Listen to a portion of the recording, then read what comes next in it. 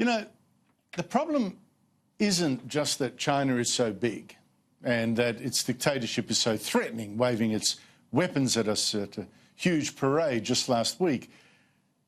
The other part of the problem is that the West, and us included, is too dozy and too greedy to stand up to this fast-growing menace. Take America's NBA, one of the world's richest sports competitions.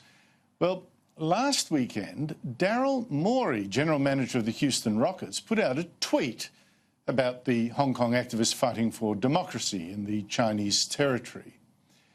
Morey tweeted, "Fight for freedom. Stand with Hong Kong," he said. Oh dear, fight for freedom? Well, the Houston Rockets owner and the NBA freaked. Think of the Chinese money. You see, China's actually a huge market for the NBA and its big stars with all their endorsements, and the Houston Rockets immediately had Chinese sponsors and business partners cancelling deals. So, panic. Absolute panic. The NBA apologised, said Morey's comments were regrettable, and the NBA had a great respect for the history and culture of China. Houston Rockets superstar James Harden was trotted out to say just how much he loved the country. You know, we love China. We love, playing there. I know for both of us individually, we go there, once or twice a year. They show us the most important love. Morey himself quickly deleted his tweet and apologised. "I did not intend my tweet to cause any offence to Rockets fans and friends in China. I was merely voicing one thought based on one interpretation of one complicated event. I've had a lot of opportunities since that tweet to hear and consider other perspectives, like perspectives of a dictatorship, for instance." I mean, how pathetic. This shows that for the NBA, at least, money for these guys counts for far more than freedom.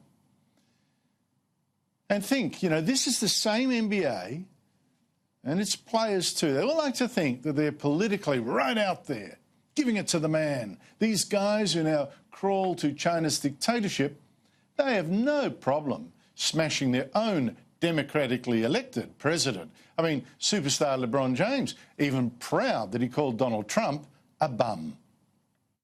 Called him a bum. It's not a name call. It's no, you bum.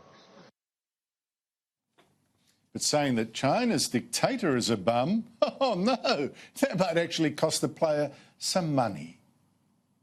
And you see this same sellout right here. Businessmen saying, "Oh, don't criticise China, bad for business, biggest trading partner." So given all that, all praise to the creators of South Park. They've just done an episode mocking business, these weasels in business who kowtow to China, and these Hollywood types who self-censor themselves to suck up to a dictatorship that has even banned Winnie the Pooh. Winnie the Pooh, banned it from China's internet because the bear is used to mock the dictator, Xi Jinping. Here's South Park. Mr. Marsh was only standing up for me and Piglet because we were political prisoners. You are a fat diabetic bear, and if the Chinese don't want you, then I don't either. Hey, hold on a minute. You really think that business should be run through intimidation and fear?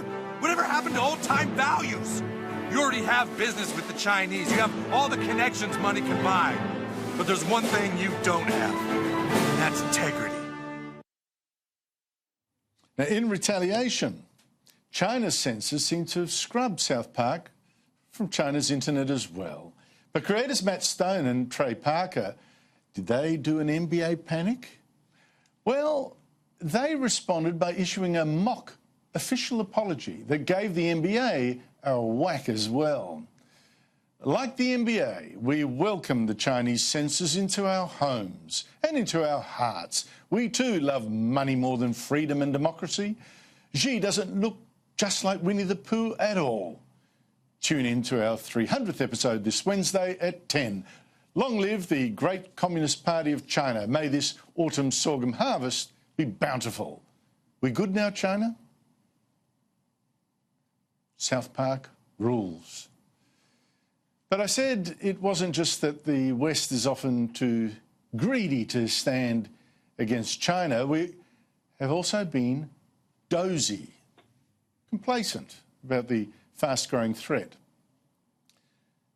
3 years ago, the then Turnbull Liberal government prepared a white paper on defence, saying, this is where things are going in our region and this is the kind of armed force that we'd need to respond.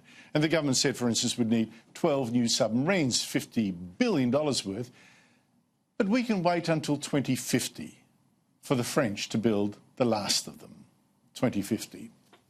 But now, just 3 years after that white paper, the Defence Minister admits that things in our region, brackets China, and technology are not waiting for another 31 years until Australia fully arms. That white paper is already out of date.